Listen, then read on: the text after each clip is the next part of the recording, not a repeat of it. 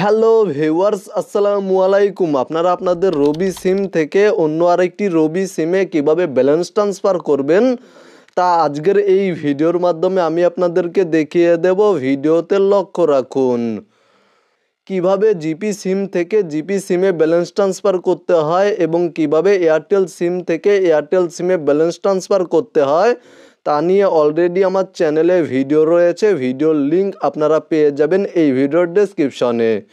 মূলত আপনারা আপনাদের রবি সিম থেকে অন্য আরেকটি রবি সিমে দুইটি নিয়মে দুইটি উপায়ে ব্যালেন্স ট্রান্সফার করতে পারবেন। প্রথমটি হলো কোডের মাধ্যমে ডায়াল করে এবং দ্বিতীয়টি হলো মাই রবি অ্যাপের মাধ্যমে।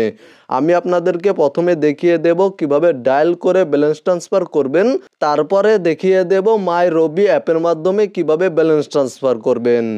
তো মূলত ডায়ালের মাধ্যমে ব্যালেন্স ট্রান্সফার করার জন্য প্রথমেই চলে যাবেন আপনারা আপনাদের মোবাইল ফোনের ডায়াল প্যাডে এবং *121# টাইপ করে আপনাদের রবি সিম কার্ডের মাধ্যমে বা প্রিপেইড কার্ডের মাধ্যমে ডায়াল করবেন। তারপরে এখানে দেখতে পাচ্ছেন 1 নাম্বার মেনুতে রয়েছে ব্যালেন্স অ্যান্ড প্যাকেজ। এখানে আপনারা 1 টাইপ করে দিবেন এবং সেন্ডে ক্লিক করে দিবেন। তারপরে এখানে দেখতে পাচ্ছেন 4 নাম্বার মেনুতে রয়েছে ব্যালেন্স ট্রান্সফার। এখানে আপনারা 4 টাইপ করে দিবেন এবং সেন্ডে ক্লিক করে দিবেন।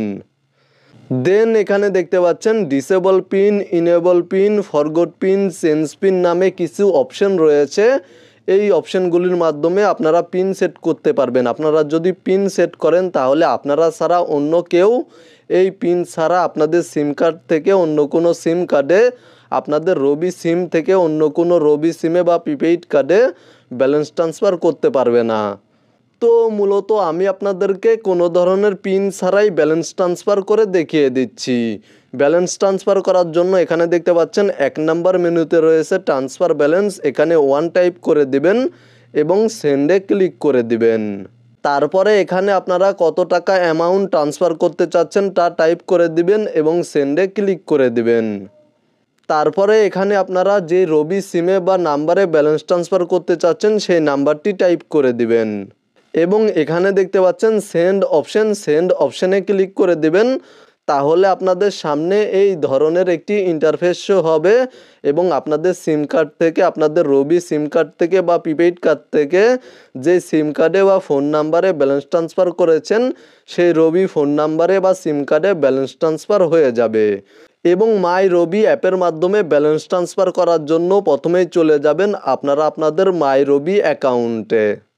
দেন এখান থেকে সাইডে স্ক্রল করবেন এবং এখানে দেখতে পাচ্ছেন ট্রান্সফার, ব্যালেন্স ট্রান্সফার নামে একটি অপশন শো করছে। জাস্ট এই অপশানে ক্লিক করে দিবেন। দেন এখানে দেখতে পাচ্ছেন লেখা রয়েছে একটি বৈধ রবি নম্বর লিখুন। এখানে আপনারা যে রবি নাম্বারে বা রবি সিমে ব্যালেন্স ট্রান্সফার করতে চাচ্ছেন সেই নাম্বারটি টাইপ করে দিবেন।